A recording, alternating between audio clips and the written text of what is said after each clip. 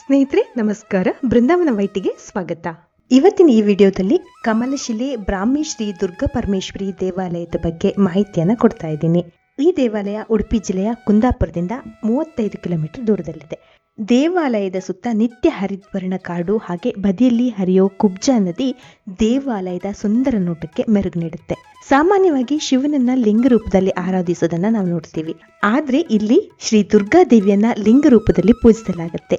ಈ ಲಿಂಗರೂಪ ಮಹಾಕಾಳಿ ಮತ್ತು ಮಹಾಲಕ್ಷ್ಮಿ ದೇವಿಯ ಶಕ್ತಿಯ ಸಂಯೋಜನೆ ಅಂತ ಹೇಳಲಾಗುತ್ತೆ.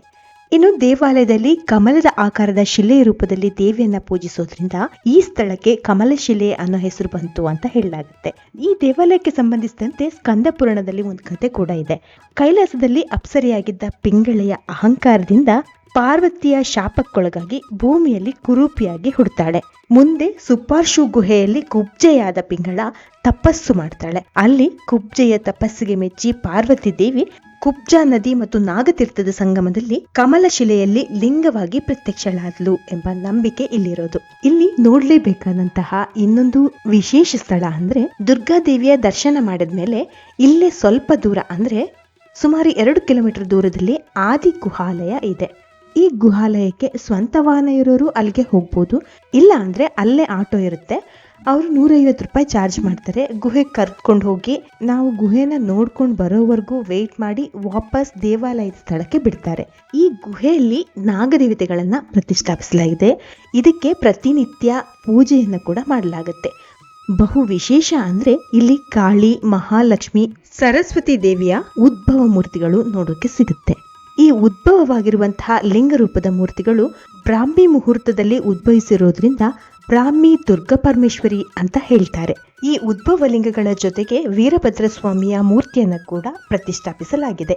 ಈ ಗುಹೆಯೊಳಗೆ ಸಾವಿರಾರು ಬಾವಲಿಗಳಿವೆ. ಬಾವಲಿಗಳು ಇಲ್ಲಿಗೆ ಬರೋ ಭಕ್ತರಿಗೆ ಇದುವರೆಗೆ ಯಾವುದೇ ತೊಂದರೆ ಕೊಟ್ಟಿಲ್ಲ. ಇನ್ನು ಗುಹೆ ಮೂಲಕ ಕಾಶಿಗೆ ಕೂಡ ತಲುಪಬಹುದು ಅಂತ ಹೇಳ್ತಾರೆ. ಆದ್ರೆ ಇದಕ್ಕೆ ಸಂಬಂಧಪಟ್ಟಂತೆ ಯಾವುದೇ ಪುರಾವೆಗಳು ಸಿಕ್ಕಿಲ್ಲ. ಈ ವಿಡಿಯೋದಲ್ಲಿ ಕಮಲಶಿಲೆಯ ಬ್ರಾಹ್ಮಿ ದುರ್ಗಾ ದೇವಿಯ ಉದ್ಭವ ಲಿಂಗವಿರುವ ಗುಹಾಲಯವನ್ನ ನಿಮ್ಗೆ ತೋರಿಸೋ ಸಣ್ಣ ಪ್ರಯತ್ನ ನಂದು. ಗುಹೆಯನ್ನ ನೋಡಿದಾಗ ನಾವು ಇದ್ರೊಳಗಡೆ ಹೋಗೋದು ಕಷ್ಟನೇನೋ ಅನ್ನೋ ಹಾಗೆ ದಾರಿ ಇದೆ.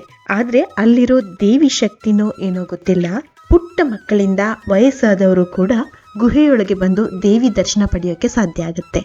ಪ್ರತಿನಿತ್ಯ ನಮ್ದೇ ಆದ ಜೀವನದ ಸಮಸ್ಯೆ, ಕೆಲಸದ ಒತ್ತಡಗಳು ಇದ್ದೇ ಇರುತ್ತವೆ.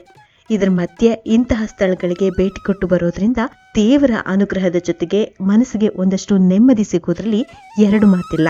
ಸಾಧ್ಯ ಆದ್ರೆ ನೀವು ಕೂಡ ಬ್ರಾಹ್ಮಿ ಶ್ರೀ ದುರ್ಗಾದೇವಿ ದರ್ಶನ ಪಡೆದುಕೊಂಡು ಬನ್ನಿ ಅಂತ ಹೇಳ್ತಾ ಸದ್ಯಕ್ಕೆ ಗುಹಾಲಯದ ವಿಡಿಯೋ ನೋಡ್ಕೊಂಡು ಬನ್ನಿ.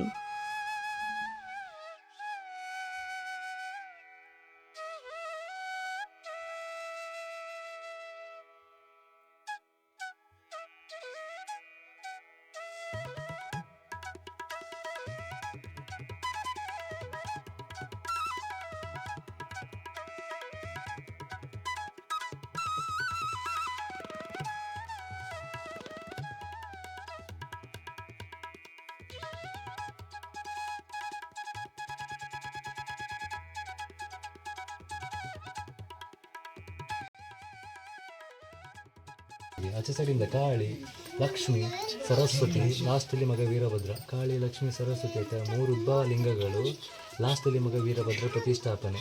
ಕಮಲಶಿಲೆ ದೇವಸ್ಥಾನದಲ್ಲಿ ಬ್ರಾಹ್ಮಿ ದುರ್ಗಾ ಪರಮೇಶ್ವರಿ ಅಂತ ಕರೀತಾರೆ. ಮುಹೂರ್ತದ ಸಮಯದಲ್ಲಿ ಅಮ್ಮನವರ ಉದ್ಭವಗಳಿಗೆ, ಹಾಗಾಗಿ ಅವರಿಗೆ ಶ್ರೀ ಬ್ರಾಹ್ಮಿ ದುರ್ಗಾ ಪರಮೇಶ್ವರಿ ಅಂತ ಕರೀತಾರೆ. ಈ ದುರ್ಗೆ ಕಮಲಶಿಲೆ ದುರ್ಗಾ ಪರಮೇಶ್ವರಿ ಆದಿ ಅಂತ ಕರೀತಾರೆ. ದೇವಸ್ಥಾನ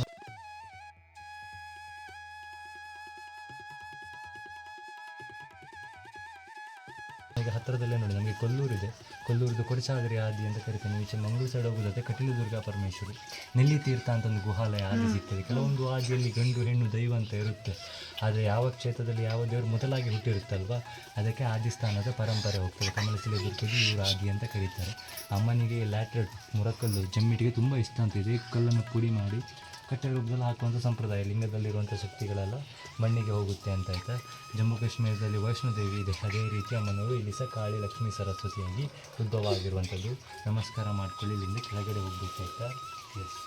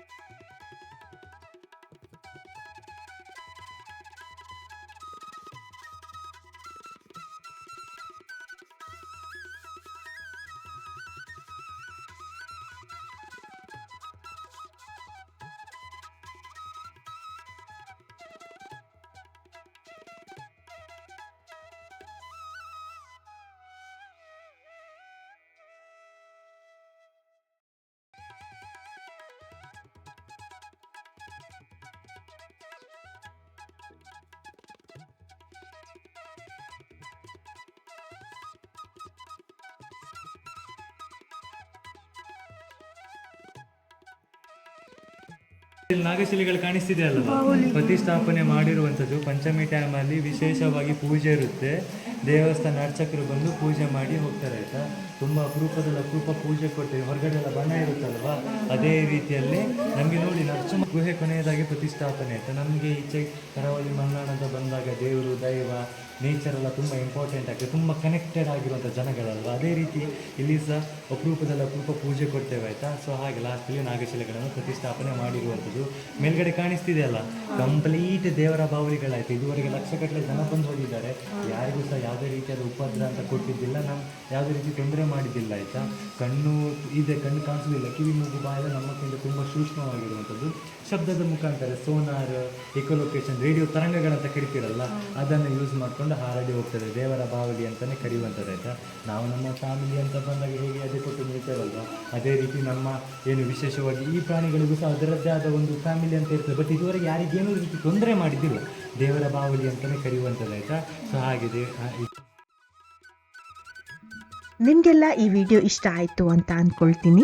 ಮತ್ತೆ ಸಿಗೋಣ ಮುಂದಿನ ವಿಡಿಯೋದಲ್ಲಿ. ಸರ್ವೇ ಜನ ಸುಖಿನೋ ಭವತು. ಶುಭ ದಿನ ನಿಮ್ದಾಗ್ಲಿ.